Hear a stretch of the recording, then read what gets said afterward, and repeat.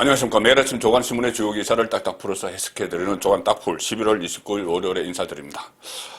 지난 한 주 동안 윤석열 후보 캠프, 국민의힘 윤석열 캠프에서는 이 김종인 총괄선대위원장 카드를 놓고 옥신각신하고 상당히 이 어떤 신경전도 벌여지고 여러 가지 일들이 있었죠. 결과적으로는 일단은 김종인 총괄선대위원장 카드는 폐기가 되는 그런 상황인데 아직 내부의 힘겨루기는 좀 끝나지 않은 것 같습니다. 일단은 김병준 상임선대위원장이 어제부터 본인의 목소리를 내면서 활동을 시작을 했습니다. 그래서 김병준 원톱 이렇게 바뀌었다 이렇게도 볼 수가 있는 상황인데, 자 지금 당내에서는 그렇게 정리가 되는 것 같은데 심지어 김종인을 정치 스승으로 모시는 이준석 대표조차도 지금 김병준 상임선대위원장에게 힘을 실어주고 있습니다.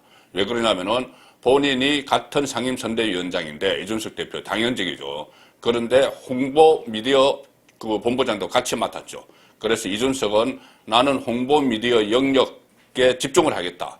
나머지는 김병준 상임위원장이 다 하셔도 된다. 이런 취지로 이야기를 했습니다. 일단 김종인 총괄선대위원장 카드를 이준석 대표는 발빠르게 포기를 한 셈이죠. 본인의 정치 멘토이기도 한데 왜 그러냐면은 당 대표니 아무래도 당내 사정을 잘 알기 때문에 그동안에 오고 갔던 그 서로 간의 뭐 대화 내용이나 아니면은 협상, 뒷이야기 이런 것을 다 알기 때문에 본인은 이제 김종인 카드보다는 김병준 그 원톱 카드가 더 유효하다.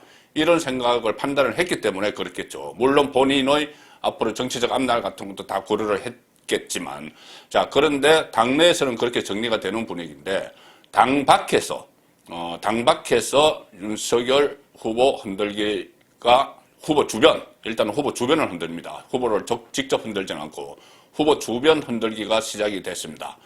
그 대표적인 인물들은 진중권 전 동양대 교수, 그리고 검경의 변호사, 이른바 조국 흑서의 공동 저자들이죠. 이 두 사람과 어제 장제원 의원, 윤석열 후보의 핵심 측근으로 분류되는 장제원 의원이 어젯밤에 SNS를 통해서 아주 거칠고 원색적인 공방을 주고받았습니다. 자, 일단 그 내용을 보시면은 밤사이에 이뤄졌기 때문에 인터넷판에 많이 나왔습니다. 조선일보 오늘 아침 6시 45분에 보도된 내용을 보면은 진중권은 장제원을 겨냥해서 차지철 역할을 하고 있다. 박정희 정권 시대의 차지철 역할을 하고 있다. 이렇게 이야기하니 장제원은 진중권이 진정한 정권 교체의 회방꾼이다. 이렇게 강하게 반박을 하고 있습니다. 그리고 또 법적 조치까지도 다 취하고 있다. 취하겠다. 명예훼손으로. 자, 이런 말이 오갈 정도로 어젯밤 사이에 SNS 전쟁이 벌어졌습니다. 진중권 이렇게 이야기합니다. 페이스북 글에서 어젯밤 9시쯤에 글을 올렸습니다. 차지철 역할을 지금 장제원이 하고 있다. 김병준은 허수아비다. 자기들이 충분히 통제할 수 있다고 생각해 그 자리에 앉힌 것이다. 장제원 등이. 자, 차지철, 김재규 중앙정보부장의 저격당해 사망한 박정희 전 대통령의 핵심 측근이었죠. 또 진중권은 이렇게도 이야기합니다. 채용비리 김성태 임명하는 거나 철진한 지역주의 충청도 일정 담는 거나 오늘 충청도 일정을 소화를 하고 있죠. 웬만한 돌머리 아니고서는 할 수 없는 발생이다. 돌머리. 다 장제원 머리에서 나온 거라고 본다. 그리고 윤석열 후보 곁을 떠나겠다고 장제원 의원이 이야기를 했는데 그것도 대국민 사기다. 이렇게 몰아붙입니다. 뿐만이 아니고 진중권 교수는 다른 글에서는 이 장순실 이야기도 합니다. 장순실. 장제원이 윤석열의 최순실 같다. 이런 이야기죠.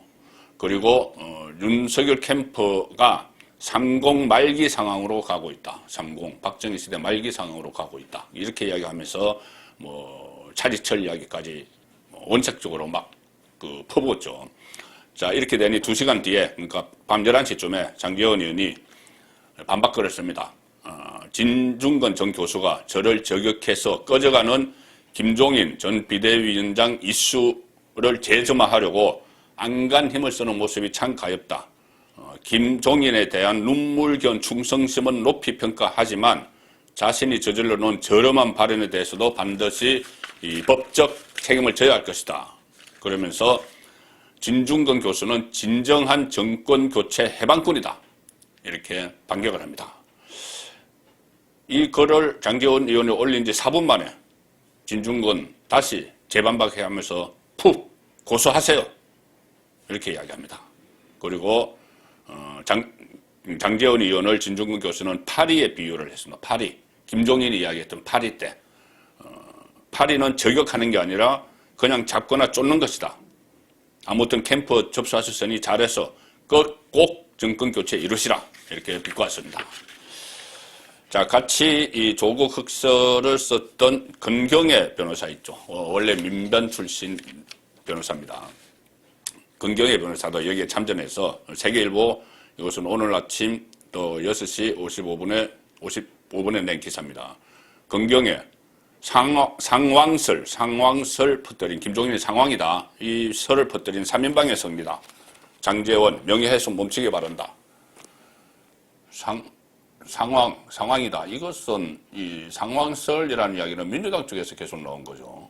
민주당 쪽에서 김종인이 가면은 윤석열의 상황이 될 거다. 그런 프레임을 만들었는데 이 건경애 변호사는 국민의힘 세 사람이 상황설을 퍼뜨렸다. 3인방, 문고리 3인방 이렇게 이야기합니다. 이 세 사람은 장제원, 권성동, 윤한홍 이 세 사람을 저격을 하는 겁니다. 조국 흑서 저자들 장제원 동시에 비판을 하고 있다. 자, 건경애 변호사, 김종인 합류가 무산된 것을 현대판 기묘사하 이렇게까지 비유를 합니다. 김종인 상황설을 퍼뜨린 세력들이 결국 승리를 한 것이다. 자, 이 국민의힘 안의 분위기를 전혀 모르는 상황에서 이렇게 뭐 상황설도 이거 민주당이 퍼뜨린 건데 이것을 문고리 3인방 이렇게 이야기합니다. 건경애 변호사가 페이스북에서 협상 결렬을 그러니까 김종인이 못 들어오게 된 그것을 반기는 사람들은 김종인이 문고리 3인방이라고 했던 권성동, 장제원, 윤한홍 등 3공신만이 아니다.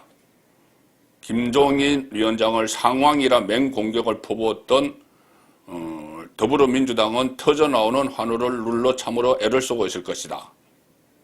상황. 그러니까 이 민주당에서 상황이라고 공격을 퍼부었는데 그것을 이 3인방이 막 퍼뜨렸다는 이야기죠. 먼저 퍼뜨렸다는 이야기죠. 이 사람은 김종인은 상황이니까 우리에게 오면 안 된다. 상황이 되니까 그것을 민주당이 또 그것을 이용을 했다. 이 이야기를 지금 건경애 변호사는 하고 있는 겁니다. 그리고 기묘사해, 사화.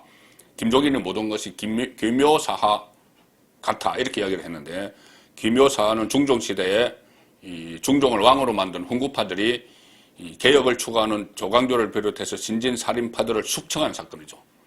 그러니 지금 보수 쪽에서 개혁을 하려는 사람을 숙청했다, 축출했다. 김종인이 개혁을 하려던 사람인가요? 김종인은 여야 보수 진보 넘나들면서 비례대표만 5번을 한 뇌물전가 그런 김종인이 이 신진살인파에 비유한 겁니다. 건경애 변호사도 만약에 김종인 총괄선대위원장 카드가 그대로 관철이 됐으면 국민의힘 공동선대위원장으로 들어가려고 들어가려고 했었죠. 그때 뭐 한마평이 올랐죠. 자, 그런 역학관계가 또 여기 또 작용을 하고 있다. 이렇게 볼 수도 있습니다. 장제원 의원은 이 글에 대해서도 총괄선대위원장 인선을 둘러싸고 벌어진 일에 대해 저는 어떠한 역할도 한 적이 없다. 분명히 밝힌다. 또 김병준 위원장을 모시는 일 또한 어떠한 역할도 하지 않았다. 명확하게 말한다. 자, 이렇게 이야기했습니다. 이 김종인, 이 진중권, 건경애 공통점은 한때 민주당에 속했거나 민주당 쪽 사람들과 상당히 밀접하고 가까웠던 사람들입니다. 이 조국 사태에 조국에 분노한 그 민심을 타고 조국 백서를 조국 주변에서 만드니 조국 흑서를 만들었죠. 그리고 지금 모든 현안에 대해서 정치 현안에 대해서 일일이 SNS를 통해서 의견들을 피력합니다. 김종인 진중권 또 긍경애 이 세 사람이 어떻게 보면 진중권은 김종인에 대해서 극찬을 해왔죠. 극찬을 해왔습니다. 이 국민의힘이 뇌가 없는 정당인데 무뇌 정당인데 김종인이 들어가서 뇌가 됐다. 이런 이야기까지 할 정도였습니다. 그렇게 극찬을 한 인물인데 결국 이 김종인 총괄 카드가 폐기가 되고 나니 이렇게 윤석열 후보 주변을 막 공격을 하는 거죠. 자, 또 흔들기가 시작이 됐는데 지금 이 상황 정도는 어떻게 보면은 서로 말싸움입니다. 워낙 말하기 좋아하는 사람들, SNS 활동을 왕성하게 하는 사람들, 진중권, 긍경애, 장제원 의원도 마찬가지고 말싸움을 막 하고는 이 단계지만 진중권이 들어오지 않음으로 해서 만약에 진중권이 들어왔다면은 죄송합니다. 진중권이 아니고 김종인이 들어오지 않아서 이런 말싸움이 벌어지는데 만약에 김종인이 들어왔다면은 말싸움 정도가 아닙니다. 그 전에 김종인이 전권을 가지고 본인 뜻대로 해서 입성을 했다면은 윤석열 캠프에 이 상당한 뇌관이죠. 거의 폭탄입니다. 분명히 사사건건 충돌을 할 것이고 그 전에 뭐 문재인 캠프에 갔을 때나 박근혜 캠프에 갔을 때나 다 그렇게 했죠. 내부 충돌을 막 갈등을 유발을 시키죠. 그러면서 본인이 정권을 지려고 하는, 그리고 선거가 끝나면은 뭔가 또 취하려고 하는 그런 모습을 보여왔기 때문에 지금 김종인이 들어오지 않음으로 해서 일어나는 말싸움, 이것은 저는 별거 아니라고 봅니다. 큰 대세에 영향을 미치지 않을 건데 만약에 김종인이 들어왔으면은 엄청난 충돌이 있었을 것이기 때문에 지금 이 상황 정도는 큰 문제는 아니다. 저는 그렇게 판단을 하고 있습니다. 특히 그전에도 그렇게 해왔고 문재인 또 박근혜 이 캠프에서도 그렇게 해왔는데 이번에는 특히 윤석열 후보가 정치 초보다. 정치 초보라 보니 아마 더욱더 정권을 장악을 하려고 시도를 했겠죠. 전권을. 자, 그렇기 때문에 어쨌든 윤석열 후보도 고민 끝에 이 카드를, 김종인 카드를 폐기한 것은 장기적으로는 결코 덕이 되지 실이 되지는 않을 것이다. 저는 그렇게 판단을 합니다. 지금 오늘이 11월 29일이니 지금 대선이 꼭 100일 남겨두는 날입니다. 100일 남겨두고 있습니다. 그동안 역대 대선에서 100일을 남겨둔 시점에 여론조사에서 앞섰던 후보들이 거의 다 승리를 했죠. 자, 그래서 오늘은 일단 그 과거에 어떤 일이 있었는지 그것부터 한번 짚어보겠습니다. 중앙일보가 분석을 했습니다. D-100일 민심, 노무현 빼곤 역전이 없었다. 그런데 이번엔 예측불허다.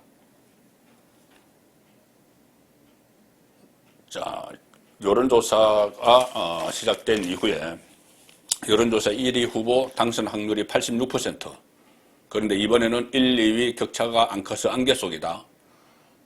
그리고 또 의견 유보 비율, 아직 찍을 후보를 선택하지 못했다. 이것도 그 전에는 한 10%대였는데 대선 D-100일 시점에 지금은 이것이 2배, 21%로 올라가 있습니다.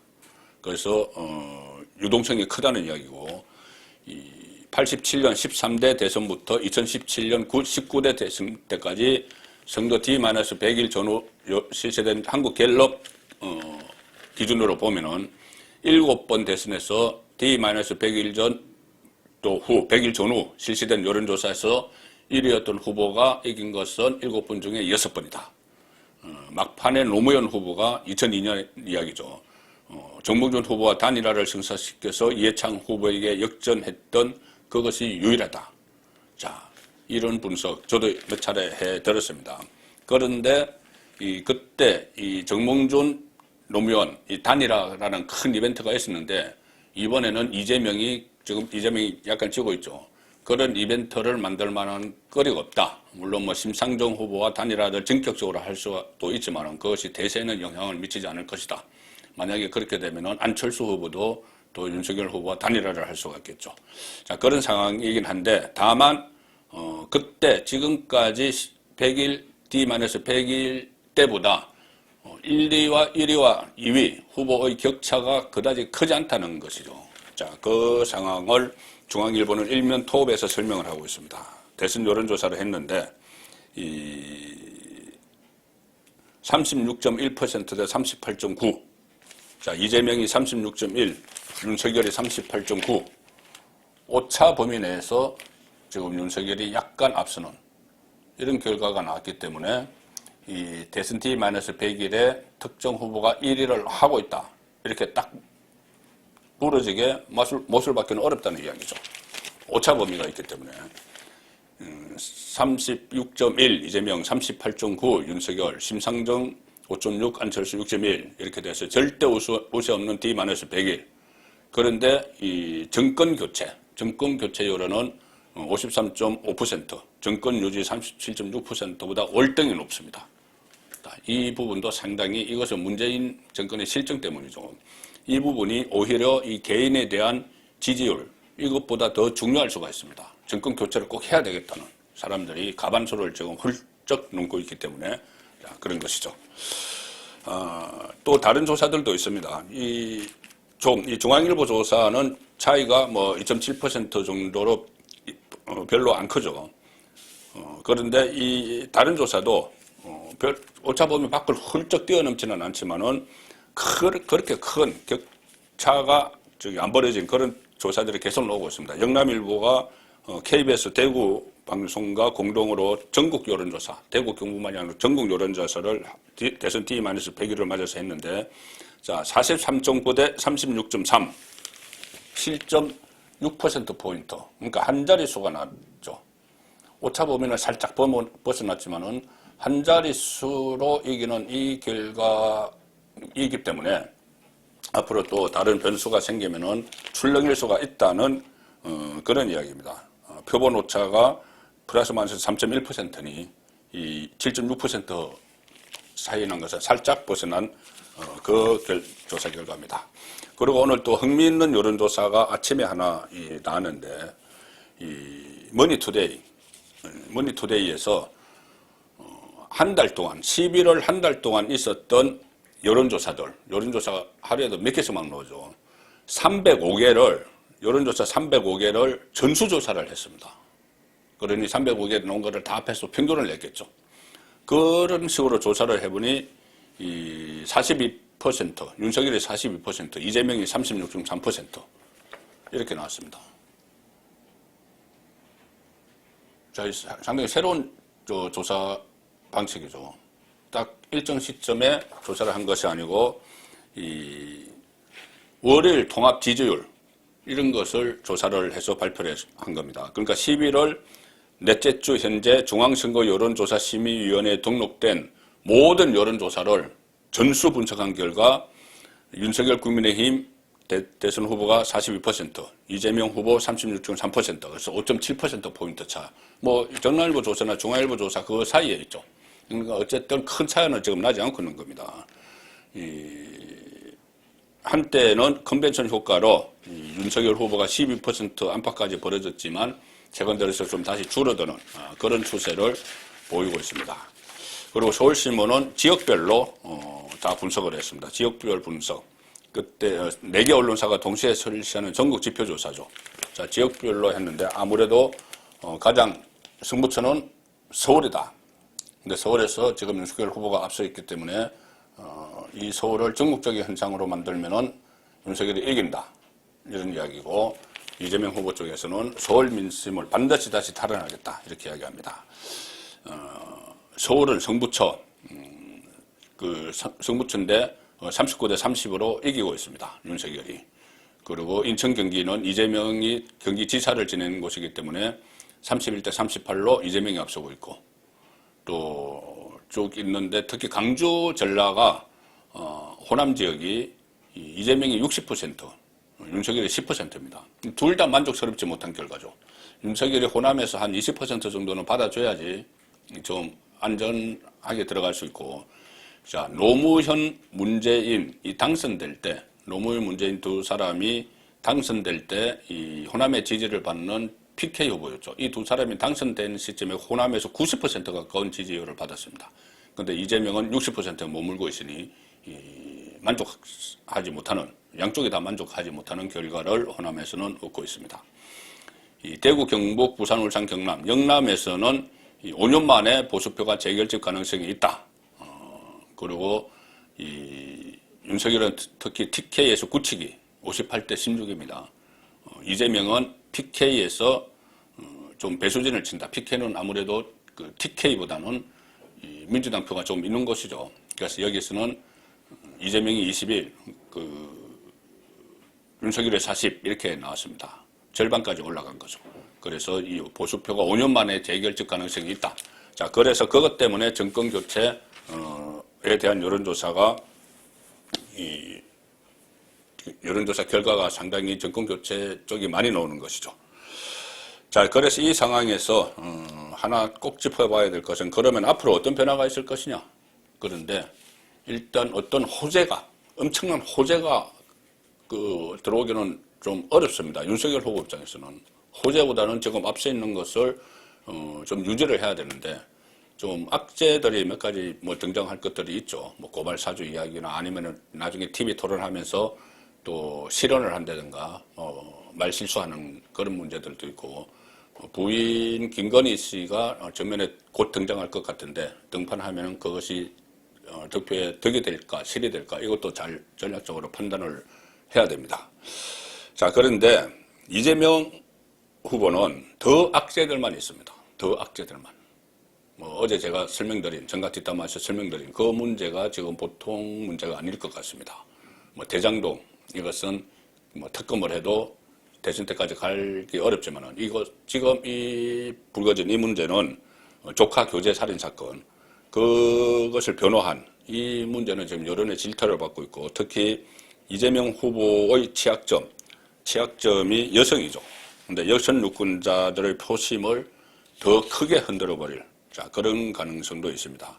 심지어 이재명 조카 교제 살인 변호 거기서 거짓말 논란까지 있었죠.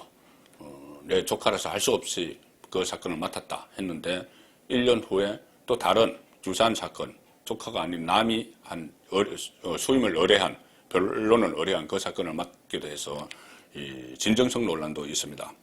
그래서 국민의힘에서는 지도자 자격 없다 이 공차를 벌이고 있고 정의당 심상정 후보조차도 인권 변호사 자리 내려놔라. 자, 이렇게 하고 민주당에서도 이 악재 파괴력이 커질라 촉각을 건너시하고 특히 여성표에 대해서 걱정을 하고 있는데 자, 여성표 보면은 중앙일보 여론조사 부동산 실패에 여성층이 돌았었죠. 부동산 문제 때문에. 그래서 이재명 32.9, 윤석열 40.8 여성만 보면 이렇습니다.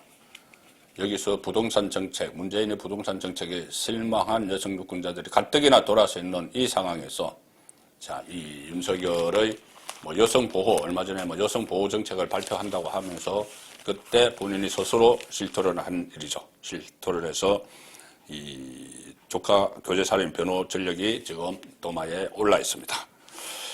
자, 그런데 딱 한 가지가 있습니다. 이재명이 지지율을 반전시킬 것. 어쩌면 이것이 이 대선 막판의 최대 변수가 될 수가 있습니다. 코로나죠. 코로나 확산. 코로나가 확산되고 새로운 델타 변이에 이어서 델타 변이보다 더 강력한 이 오미크론 변이가 전 세계에 쇼크를 주고 있습니다. 자, 이 오미크론 변이. 오늘 다시 이 방역 강화 대책을 발표를 한다고 하는데 이 코로나가 계속 100일 동안 또 어떤 변화를 부릴지에 따라서 대선에서 또 영향을 받게 됩니다. 크게는 두 가지죠. 하나는 다시 이 사회적 거리 두기가 강화되고 하면은 선거운동을 사실상 할 수 없고 공중전만 펼쳐야 되는 그런 상황이 될 수가 있고 또 하나는 긴급 재난지원금 살포 같은 포퓰리즘 선거가 다시 등장할 수가 있죠. 그러면은 이재명 후보에게 유리해질 수도 있겠죠. 11월 29일 보내드린 조간 딱풀이었습니다.